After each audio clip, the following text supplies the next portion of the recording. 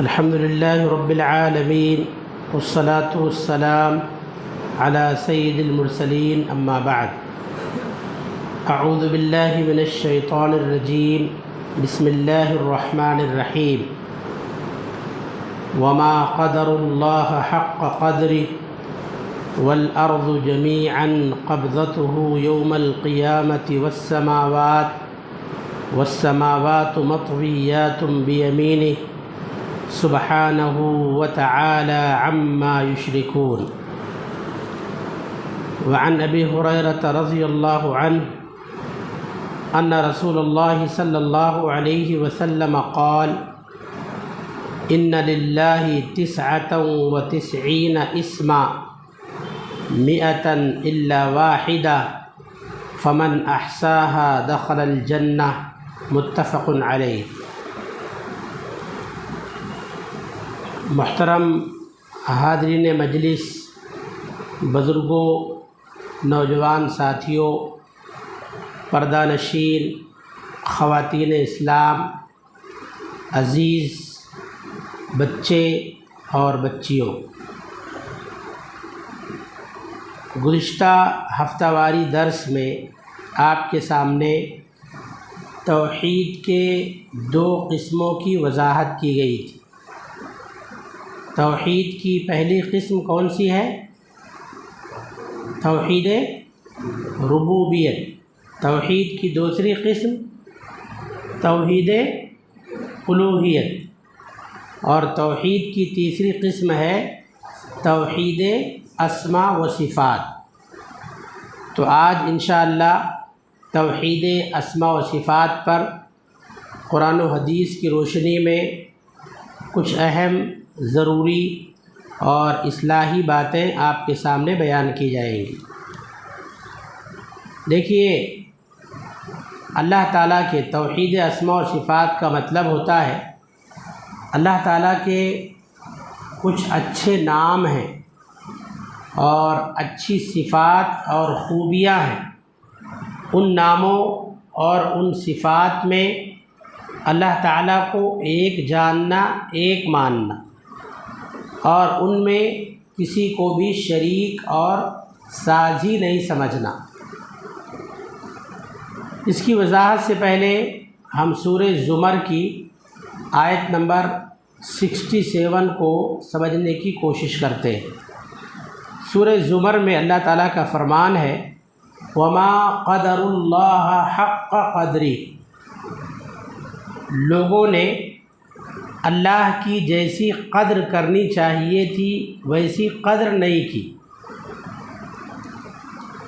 جبکہ 7 زمینیں اللہ تعالیٰ کی مٹھی میں، 7 آسمان اللہ تعالیٰ کی مٹھی میں ہوگا۔ سبحانہ وتعالی عما یشرکون، جن چیزوں کو یہ اللہ کا شریک ٹھہراتے ہیں ایسی تمام چیزوں سے اللہ تعالیٰ پاک و صاف ہے۔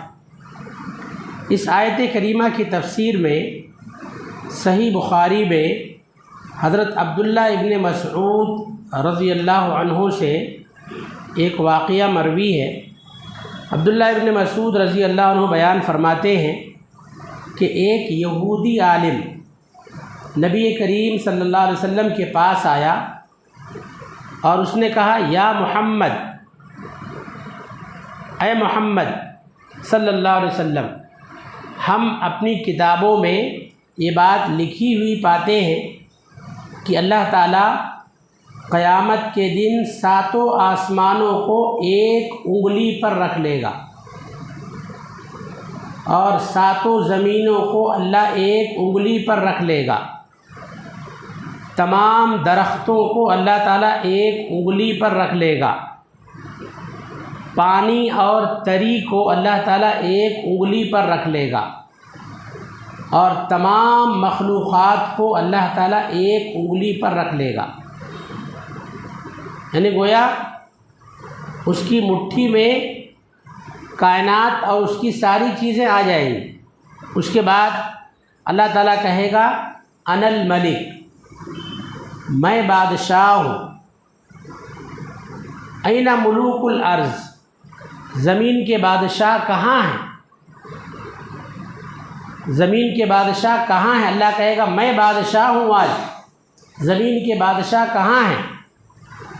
پیارے نبی صلی اللہ علیہ وسلم نے اس یہودی عالم کی جب یہ بات سنی تو آپ صلی اللہ علیہ وسلم ہنس دیے، یہاں تک کہ آپ کے داڑھ کے دانت ظاہر ہو گئے، کھلکھلا کر ہنسے آپ کے داڑھ کے دانت ظاہر ہو گئے۔ پھر آپ صلی اللہ علیہ وسلم نے اس یہودی عالم کے قول کی تصدیق کے لیے سورہ زمر کی یہی آیت تلاوت کی، آیت نمبر 67، وما قدر اللہ حق قدری، کہ لوگوں نے اللہ کی ویسی قدر نہیں کی جیسی اللہ کی قدر کرنی چاہیے۔ یعنی گویا آپ صلی اللہ علیہ وسلم نے وضاحت کیا کہ تم اپنی کتابوں میں یہ بات لکھی ہوئی پاتے ہو، تورات وغیرہ میں یہ باتیں تمہیں لکھی ہوئی ملتی ہیں، قرآن میں بھی یہ باتیں لکھی ہوئی ہیں، قرآن کے اندر یہ باتیں موجود ہیں۔ آپ صلی اللہ علیہ وسلم نے باقاعدہ قرآن کی آیت پڑھ کر اس یہودی عالم کے قول کی تصدیق کیا اور واضح کیا کہ قرآن مجید کے اندر یہ باتیں موجود ہیں۔ تو دیکھیے یہ جو توحید کی تیسری قسم ہے توحید اسماء و صفات۔ توحید اسماء و صفات دراصل اللہ کے نام اور اللہ کی صفات یہ اللہ تعالیٰ کی پہچان ہے، اللہ تعالیٰ کی معرفت کا ذریعہ ہے۔ اگر ہمیں اللہ تعالیٰ کی جو ہے حقیقی معرفت حاصل کرنا ہے، اللہ کو جاننا پہچاننا ہے، تو ہمیں اللہ تعالیٰ کے ناموں اور اللہ کی صفات میں غور و فکر کرنا چاہیے، تو ہمیں حقیقی معنوں میں اللہ تعالیٰ کی معرفت حاصل ہوگی۔ دیکھیے اہل علم نے لکھا ہے کہ اللہ تعالیٰ کے اسماء اور صفات پر تمثیل، تکییف، تعطیل اور تحریف کے بغیر ایمان رکھا جائے۔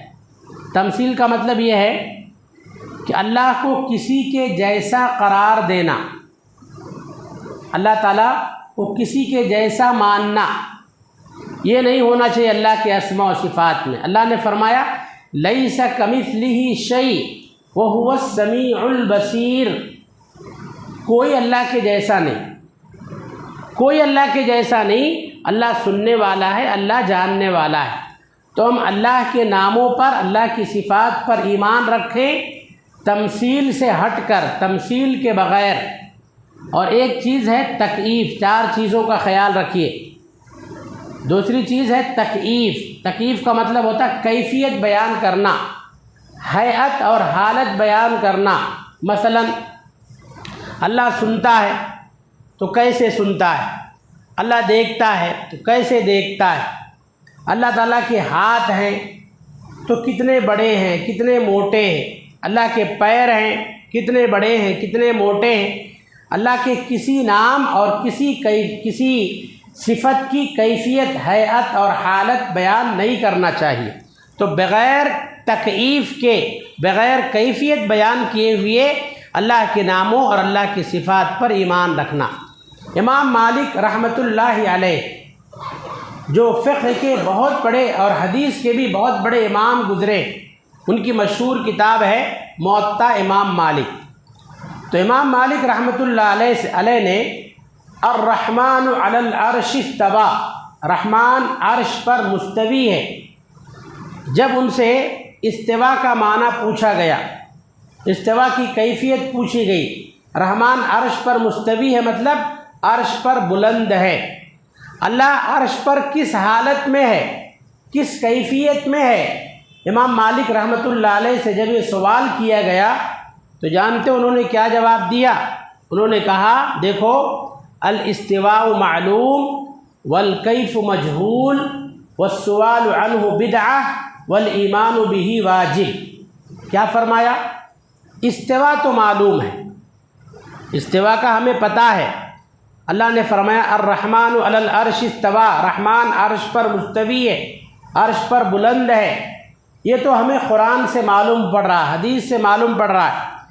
استوا کا مطلب ہمیں جو ہے استوا معلوم ہے، والکیف مجہول، مگر کیفیت مجہول ہے، کیفیت معلوم نہیں ہے۔ اللہ تعالیٰ عرش پر بیٹھا ہے کہ کھڑا ہے کہ لیٹا ہے، اس کیفیت کے چکر میں ہمیں نہیں پڑنا چاہیے. کیفیت مجہول ہے.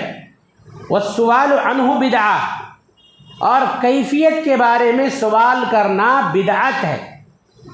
والایمان بہ واجب، اور اس پر ایمان رکھنا واجب ہے.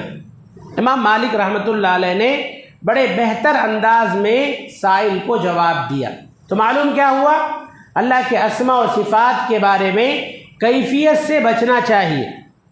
اللہ تعالیٰ بیٹھا ہے، اللہ تعالیٰ کے ہاتھ ہے تو کیسے ہیں، پیر ہے تو کیسے ہیں، انگلیاں ہیں تو کیسی ہیں، سنتا ہے تو کیسے سنتا، ہنستا ہے تو کیسے ہنستا ہے. اس کی کیفیت میں نہیں جانا چاہے. بغیر تکییف، بغیر کیفیت بیان کیے ہوئے ایمان رکھنا. تیسری چیز ہے تعطیل. تعطیل کا مطلب ہوتا ہے انکار کرنا. معطلہ ایک فرقہ ہے، یہ اللہ رب العالمین کے تمام اسماء و صفات کا انکار کرتے ہیں. کہتے ہیں اگر اللہ کے لیے ہم صفات کو مانیں گے تو اللہ کی صفات اور بندوں کی صفات ٹکرائیں گی، پھر اللہ تعالیٰ خالق مخلوق کے جیسا ہو جائے گا. اس لیے اللہ کی تمام صفات کا انکار کرتے ہیں، اس کو معطلہ کہتے ہیں. یا وہ یہ کہتے ہیں کہ اللہ تعالیٰ کے تمام صفات، اللہ کے تمام نام معنی اور مقصد سے خالی ہیں. معطل کے معنی خالی ہونا. اللہ کے تمام نام، تمام اسماء، تمام صفات جو ہے برکت، معنی اور مقصد سے خالی ہے. بات بھی غلط ہے. اللہ تعالیٰ کے جو بھی نام ہیں وہ معنی دار ہیں، با مقصد ہیں. اللہ کی جو صفات ہیں با معنی اور با مقصد ہیں. کوئی اللہ کا نام بے معنی اور بے مقصد نہیں ہے. اللہ کی کوئی صفت بے معنی اور بے مقصد نہیں ہے. اسی طرح سے چوتھی چیز ہے تحریف. اللہ تعالیٰ کے اسماء و صفات کے الفاظ یا معنوں میں تبدیلی کرنا، چینج کر دینا، تحریف کرنا. مثلا مشرکین نے اللہ تعالیٰ کا جو ذاتی نام ہے اللہ، اللہ کے نام سے اپنے بت کا نام بنا لیا. کیا بنایا؟ لات. لات، عزا، منات. یہ اہل عرب کے اس زمانے میں 3 بڑے مشہور بت تھے. تو انہوں نے کیا کیا؟ اللہ کے نام، اللہ تعالیٰ کے ناموں میں تحریف کیا، چینجنگ کیا، اس کے اندر ترمیم کر دیا. اللہ تعالیٰ کا جو ذاتی نام اللہ ہے اس سے کیا بنا لیا؟ لات بنا لیا. اللہ تعالیٰ کا ذاتی نام عزیز ہے، اس سے اپنے بت کا نام عزا بنا لیا. اللہ تعالیٰ کا ذاتی نام ہے منان، منان احسان کرنے والا، تو اس سے اپنے بت کا نام منات بنا لیا. اللہ سے لات اور عزیز سے عزا، منان سے منات بنا لیا. تو یہ کیا ہے؟ اللہ تعالیٰ کے ناموں میں تحریف کرنا، ترمیم کرنا، چینجنگ کر کے اس پر اپنے بتوں کا نام رکھ دینا، جیسا کہ اہل مکہ نے کیا. تو اللہ تعالیٰ کے اسماء و صفات میں تحریف بھی ناجائز ہے. یہ کیا ہے؟ لفظی تحریف ہے. اور ایک ہوتا معنوی تحریف، اس کا معنی کچھ کا کچھ بیان کرنا، معنی کچھ کا کچھ کرنا، یہ بھی حرام ہے. معنوی تعویل اور معنوی تحریف بھی حرام ہے. مثال کے طور پر اللہ تعالیٰ نے فرمایا تبارک الذی بیدہ الملک وہو علی کل شیء قدیر. بڑی بابرکت ہے وہ ذات جس کے ہاتھ میں بادشاہت ہے اور وہ ہر چیز پر قادر ہے. یہاں دیکھیے اس آیت میں بیدہ الملک، ید کے معنی ہاتھ ہوتا ہے. تو اللہ تعالیٰ کے لیے اللہ نے اپنے لیے ہاتھ کو ثابت کیا ہے. یہاں ید کا ترجمہ ہاتھ سے ہی کرنا چاہیے. بعض لوگ اس کے معنی میں تحریف کرتے ہیں، تعویل کرتے ہیں، معنی چینج کر دیتے ہیں اور ہاتھ کا ترجمہ قبضہ و قدرت سے کرتے ہیں. کہتے ہیں جس کے قبضہ و قدرت میں بادشاہت. تو سلف صالحین کا عقیدہ ہے کہ یہاں ید کا ترجمہ ہاتھ سے ہی کرنا چاہیے، ید کا ترجمہ قبضہ و قدرت سے نہیں کرنا چاہیے. اگر ہم یہ کہیں گے کہ بڑی بابرکت ہے وہ ذات جس کے قبضے و قدرت میں بادشاہت ہے، تو ہم نے ید کا جو معنی ہے اس کے معنی کو چینج کر دیا، اس کے معنی کو بدل دیا. اسی طرح سے اللہ کے جو بھی صفات ہیں تو اللہ تعالیٰ کے ناموں اور صفات کے اندر اس کا جو صحیح معنی ہے وہی معنی بیان کرنا، معنی کے اندر تحریف اور تعویل سے کام نہیں لینا۔ تو 4 چیزیں بتائی گئی اللہ تعالیٰ کے اسماء و صفات کے تعلق سے: تمثیل، تکییف، تعطیل اور تحریف۔ ان چاروں چیزوں سے اللہ تعالیٰ کے اسماء و صفات میں ہم سب کو بچنا چاہیے۔ دیکھیے، اللہ تعالیٰ کے اسماء و صفات کے تعلق سے ہم کو کیا کرنا چاہیے؟ پہلا کام، سب سے پہلی بات یہ ہے کہ اللہ تعالیٰ کے جتنے بھی اسماء و صفات ہیں قرآن کریم میں اللہ تعالیٰ نے جو ثابت کیے ہیں، صحیح احادیث میں پیارے نبی صلی اللہ علیہ وسلم نے جو ثابت کیے ہیں اللہ کے اسماء و صفات، ہمیں ان پر ایمان رکھنا چاہیے اور یہ عقیدہ رکھنا چاہیے کہ اللہ کا یہ نام اللہ کے شایان شان ہے، اللہ کی یہ صفت اللہ تعالیٰ کے شایان شان ہے، ہم کو اس پر ایمان رکھنا چاہیے۔ البتہ اللہ تعالیٰ کی کچھ صفات ایسی ہیں کہ جن صفات میں بندے اللہ کی صفت سے مشابہ ہو جاتے ہیں۔ مثلا سمیع ہے، سمیع کے معنی سننے والا، اللہ بھی سنتا ہے، بندے بھی سنتے ہیں۔ علیم کے معنی جاننے والا، اللہ بھی جانتا ہے، بندے بھی جانتے ہیں۔ بصیر کے معنی دیکھنے والا، اللہ بھی دیکھتا ہے، بندے بھی دیکھتے ہیں۔ اللہ تعالیٰ کی ایک صفت ہے کلام، بات کرنا، اللہ بھی بات کرتا ہے، بندے بھی بات کرتے ہیں۔ تو کچھ ایسی صفات ہیں کہ بندے ان صفات میں اللہ کے مشابہ ہو جاتے ہیں، اللہ بھی سنتا ہے، بندے بھی سنتے ہیں، مگر یہ عقیدہ رکھنا چاہیے کہ اللہ کا سننا الگ ہے اور بندوں کا سننا الگ ہے، اللہ کا دیکھنا الگ ہے، بندوں کا دیکھنا الگ ہے، اللہ رب العالمین کا جاننا الگ ہے، بندوں کا جاننا الگ ہے۔ اللہ تعالیٰ اپنی شان اور اپنی عظمت کے مطابق سنتا ہے، اللہ اپنی شان اور اپنی عظمت کے مطابق دیکھتا ہے، اللہ اپنی شان اور اپنی عظمت کے مطابق بات کرتا ہے۔ بندے سننے میں، دیکھنے میں، بات کرنے میں، جاننے میں اللہ رب العالمین کی برابری نہیں کر سکتے، اللہ رب العالمین کا مقابلہ نہیں کر سکتے۔ گرچہ بندے بھی سن سکتے ہیں، بندے بھی دیکھ سکتے ہیں، بندے بھی جان سکتے ہیں، مگر یہ اللہ تعالیٰ کی ان صفات میں برابری نہیں کر سکتے۔ تو اللہ تعالیٰ کے اسماء و صفات پر ہمیں اس طرح سے ایمان رکھنا چاہیے۔ دوسرا کام، اللہ کے اسماء و صفات کو سیکھنا چاہیے، یاد کرنا چاہیے، ان کو حفظ کرنا چاہیے، ان کا معنی اور مفہوم سمجھنے کی کوشش کرنا چاہیے، اللہ تعالیٰ کے اسماء و صفات کے تقاضوں کو پورا کرنا چاہیے۔ پیارے نبی جناب محمد الرسول اللہ صلی اللہ علیہ وسلم نے اس کی بڑی فضیلت بیان فرمائی ہے، چنانچہ صحیح بخاری اور صحیح مسلم کی حدیث ہے، اللہ کے نبی صلی اللہ علیہ وسلم بیان فرماتے ہیں: ان للہ 99 اسما 100 الا واحدہ۔ اللہ تعالیٰ کے ایک کم 100 نام ہیں۔ ایک کم 100 کتنے ہوں گے؟ کتنے ہوں گے؟ 99۔ ایک کم 100 99۔ اللہ کے ایک کم 100 نام ہیں، یعنی اللہ کے 99 نام ہیں۔ فمن احصاها دخل الجنہ، جس نے ان ناموں کو شمار کیا۔ بعض روایتوں میں فمن حفظھا، جس نے ان ناموں کو حفظ کر لیا، یاد کر لیا، وہ جنت میں داخل ہوگا۔ تو اللہ تعالیٰ کے جو 99 نام ہیں ان کو صرف حفظ کرنا نہیں ہے، ان کو حفظ بھی کرنا ہے، بائی ہارٹ کرنا، یاد کرنا ہے، اس کے ساتھ ساتھ معنی اور مفہوم بھی سمجھنا ہے اور اس کے مطابق عمل کرنا ہے، اس کے تقاضوں کو پورا کرنا ہے۔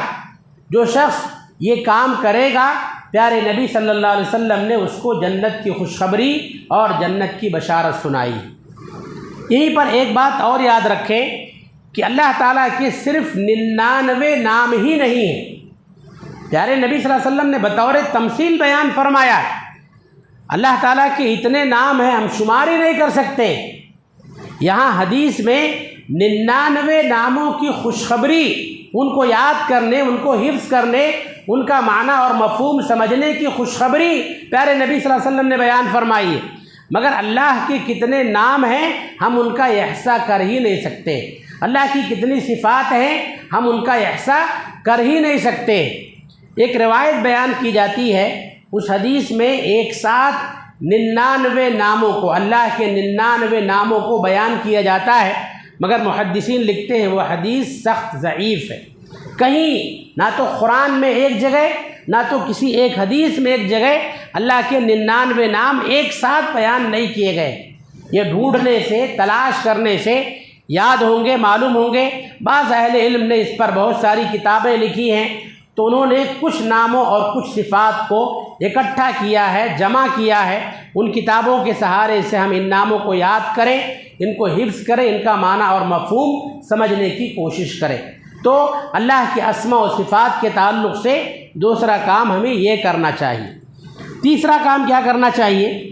اللہ تعالیٰ کے اسماء و صفات کے حوالے سے دعا کرنا چاہیے۔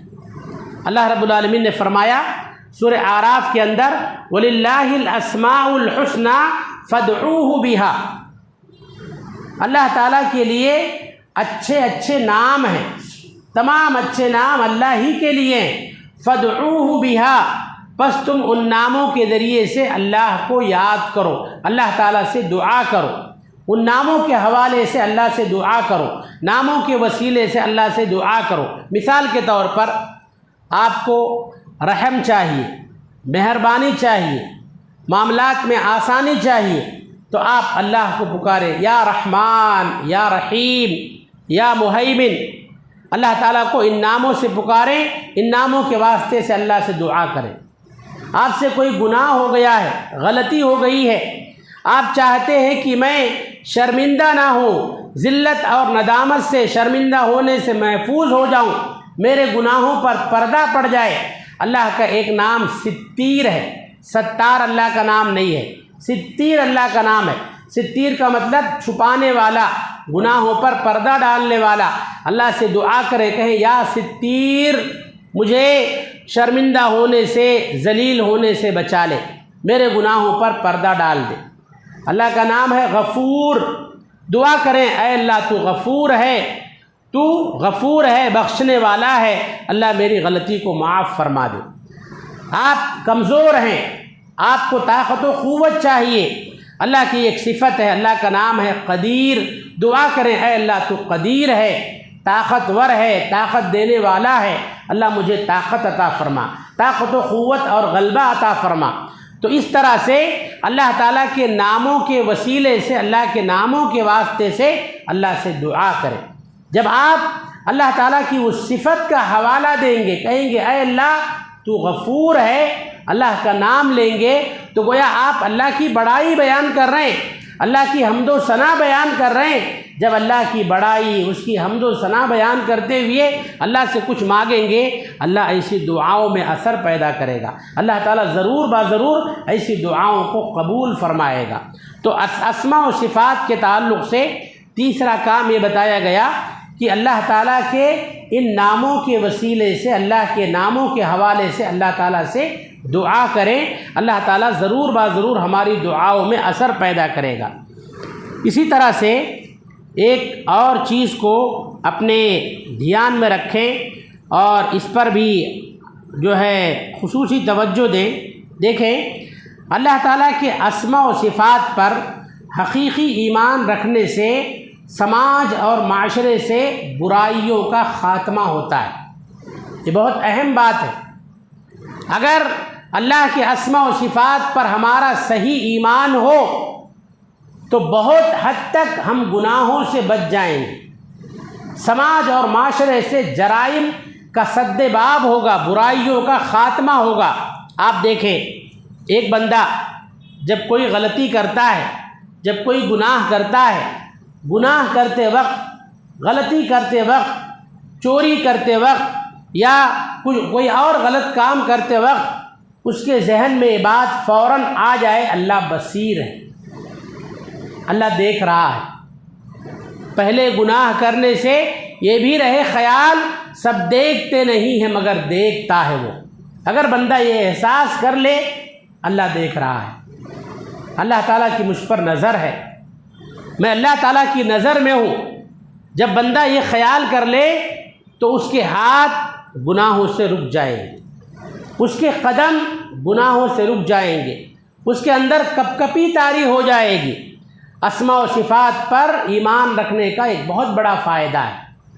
آپ اپنی زبان سے اول فول بک رہے ہیں، ناشائستہ الفاظ، ناشائستہ جملے اپنی زبان سے ادا کر رہے ہیں اور غلط الفاظ اپنی زبان سے نکال رہے ہیں، اگر آپ کے دل میں یہ خیال پیدا ہو جائے اللہ سننے والا ہے، میرا رب سن رہا ہے، میرا رب جو مجھ سے بے پناہ محبت کرتا ہے، میرے رب کو یہ الفاظ پسند نہیں ہے، میرے رب کو یہ جملے پسند نہیں ہے، گالی گلوچ میرے رب کو پسند نہیں ہے، اگر آپ احساس کر لیں اللہ سن رہا ہے، اللہ سن رہا ہے، تو فوراً آپ اپنی زبان پر کنٹرول کرنے کی کوشش کریں گے۔ اسی طرح سے اللہ کی ایک صفت ہے علیم، جاننے والا ہے۔ اگر ہمارا ایمان ہو اللہ جاننے والا ہے، کوئی جانے یا نہ جانے، اللہ لطیف خبیر ہے، باریک سے باریک چیزوں کا جاننے والا ہے، باریک سے باریک چیزوں کی خبر رکھنے والا ہے، اپنے آپ کو گناہوں سے روکیں گے۔ اگر ہمارے اندر یہ کیفیت پیدا ہو جائے کہ اللہ قدیر ہے، اللہ قدرت والا ہے، طاقت والا ہے، اللہ تعالیٰ کا تمام لوگوں پر غلبہ ہے، اگر اس وقت ہمارے دل میں احساس ہو جائے جب ہم کسی پر ظلم کر رہے ہوں، جب ہم کسی پر زیادتی کر رہے ہوں، جب ہم کسی کو تنگ کر رہے ہوں، کسی کی زندگی کو پریشان کن بنا رہے ہوں، اگر ہمارے دل میں احساس آ جائے اللہ قدیر ہے، اللہ قدرت والا ہے، اللہ پاورفل ہے، اللہ جب چاہے پکڑ سکتا ہے، اللہ جب چاہے انتقام لے سکتا ہے، اللہ جب چاہے ہم کو مصیبت میں ڈال سکتا ہے، تنگی میں ڈال سکتا ہے، اگر اللہ کی صفت قدیر کا ہمیں احساس ہو جائے ہم ظلم و زیادتی سے اپنے آپ کو روک لیں گے۔ تو اللہ کے اسماء و صفات پر ایمان رکھنے کا ایک بہت بڑا فائدہ یہی ہے کہ اگر صحیح ایمان ہو جائے اللہ کے اسماء و صفات پر تو سماج اور معاشرے سے جرائم کا خاتمہ ہو سکتا ہے۔ تو آج کے درس میں نے اسماء و صفات، توحید اسماء و صفات کے تعلق سے کچھ اہم اور کچھ ضروری باتیں آپ کے سامنے بیان کی ہیں۔ یہ مختصر باتیں ہیں، اگر اللہ کے اسماء و صفات پر گفتگو کی جائے تو مہینوں لگ جائیں گے، مگر اللہ تعالیٰ کے اسماء و صفات کی صحیح طور پر کما حقہ وضاحت نہیں کی جا سکتی ہے۔ تو کچھ بنیادی باتیں اللہ کے اسماء و صفات کے تعلق سے جو ہم کو جو کرنے کے کام ہیں اور جو نہیں کرنے کے کام ہیں، ان کی مختصر طور پر میں نے آپ کے سامنے وضاحت کی ہے۔ آئیے ہم سب اللہ تعالیٰ سے دعا کریں کہ رب العالمین ہم تمام لوگوں کو تیری ذات پر جس طرح سے ایمان رکھنے کا حق ہے اللہ اسی طرح سے ہم سب کو تجھ پر ایمان رکھنے کی توفیق عطا فرمائے۔ اللہ تعالیٰ اسماء و صفات پر، تیرے اسماء و صفات پر جس طرح سے ایمان لانے کا حق ہے اللہ اسی طرح سے ہمیں ایمان رکھنے کی توفیق عطا فرمائے۔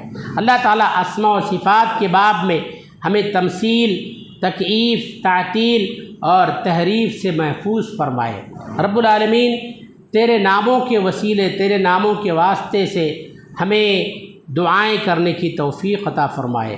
رب العالمین تیرے ناموں کو یاد کرنے، ان کو حفظ کرنے اور ان کا معنی و مفہوم سمجھنے اور ان کے تقاضوں کو پورا کرنے کی توفیق عطا فرمائے۔ اللہ تعالیٰ ہمیں اس تعلق سے ہماری جو ذمہ داریاں بنتی ہیں ہمیں اپنی اپنی ذمہ داریوں کو بحسن و خوبی انجام دینے کی توفیق عطا فرمائے۔ اللہ تعالیٰ جس طرح سے تیری قدر ہونی چاہیے اللہ اسی طرح سے ہم سب کو تیری قدر کرنے کی توفیق عطا فرمائے۔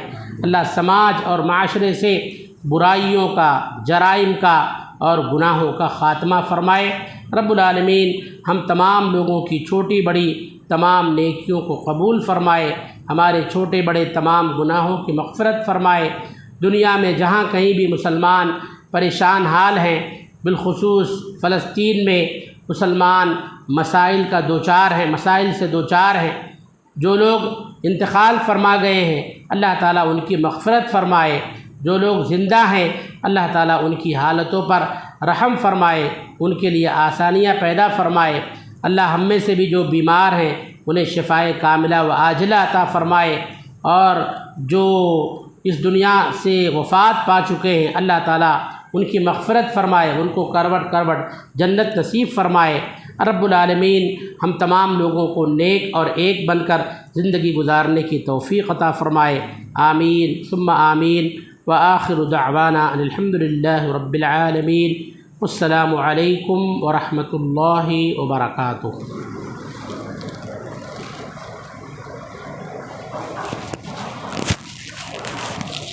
اللہ سے دعا ہے اللہ شیخ کے ایمان میں عالم برکت عطا فرمائے، اور اللہ سے دعا ہے اللہ ہمیں کئی سنی باتوں پر عمل کرنے کی توفیق عطا فرمائے۔ اسی کے ساتھ مجلس اختتام پر پہنچتی ہے۔ سبحانک اللہم و بحمدک، اشہد ان لا الہ الا انت، استغفرک و اتوب الیک۔